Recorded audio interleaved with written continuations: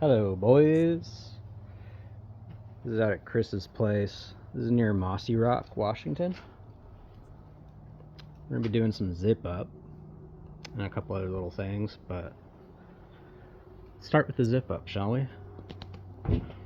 We're gonna do all this space here and this space all the way to this glue lamb out here.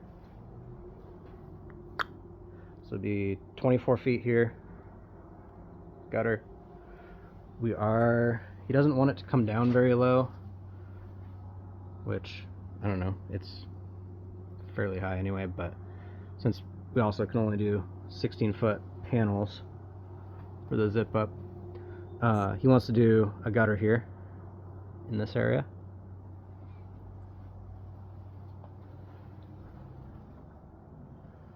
So we might need to do something to kind of drop down maybe,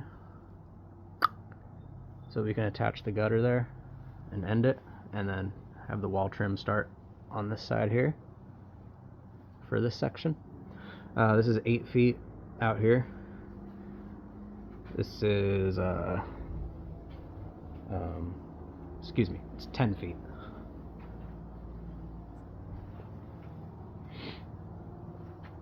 So yeah, we'll do 12-foot panels for here. Might order 16-foot for here, and we can just cut them in half. Try to minimize the waste. But yeah, so do some kind of drop down right here. Come down, do a little gutter section, and then and that's 6 foot wide, or just shy of 6 foot. And then 24 feet out here on this beam of gutter. He has drainage right there, and he wants all of it to go in there. It is for the most part undercover, so not going to expect a ton of water, but he does want this to get routed over to here, and he'd like us to cut this back, start the angle up above a little bit, like where the upper deck starts. That way this isn't as low out here. But then if we can get that up a little higher, and then this gutter here, downspout comes in and ties in somehow, we'll have to look into what kind of fitting we want to use for that. And then this, run that over also, so that also comes out and ties in.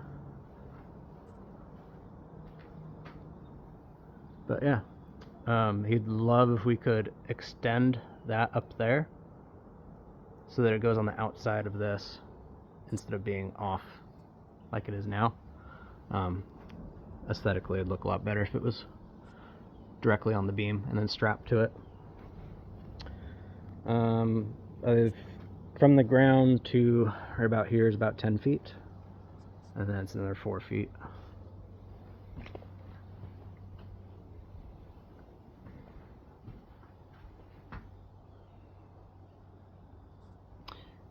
Another thing is he is doing can lights.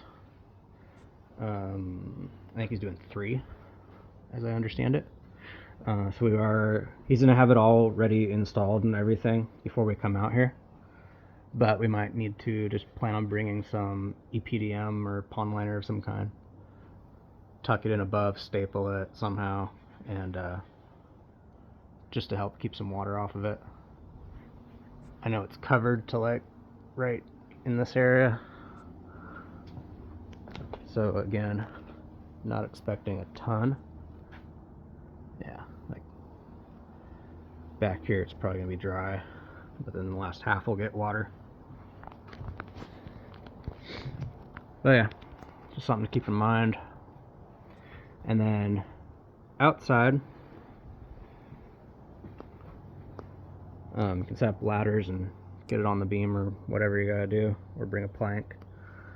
But he wants to do structural screws on the outside preferably on the outside of this beam, going up into the joists. Basically like just how like we do the timber locks. He just has a different brand. But then for the outside of this beam, he has some like hurricane clips, essentially. And for that, we can just bring our Tinko nails and just shoot it all up.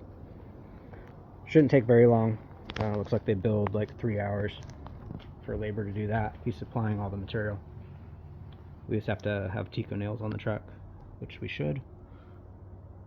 But yeah, he's got all the hangers and all the structural screws. Just wants to make sure these are tied together nicely.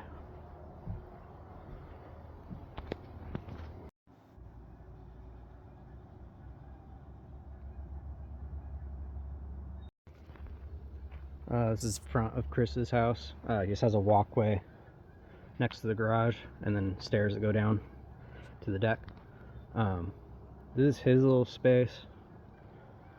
There's a little bit of room back here as far as like moving trucks around, but the driveway is very, very narrow, and there's a ton of very tight switchbacks getting back here. So truck, probably the easier way to go as opposed to a trailer.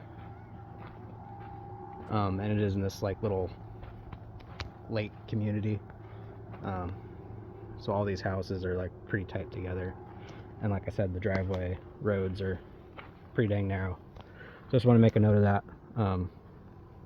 Truck's probably gonna be the easiest way to go as far as getting back here. And then he is at the very end of this road.